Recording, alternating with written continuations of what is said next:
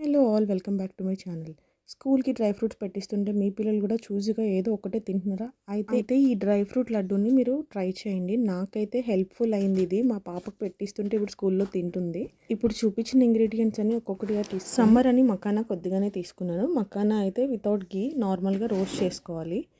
తర్వాత కొంచెం ఘీ వేసి బాదం వేసుకొని బాదం కొంచెంసేపు ఫ్రై అయిన తర్వాత దాన్ని సైడ్కి తీసుకొని జీడిపప్పు వేసుకొని జీడిపప్పు వేయించుకుంటాను. తర్వాత దాంట్లోనే కొద్దిగా పిస్తా అండ్ వాల్నట్స్ కూడా వేసుకొని నేనైతే లైట్గా రోస్ట్ చేసుకుంటాను వాటిని.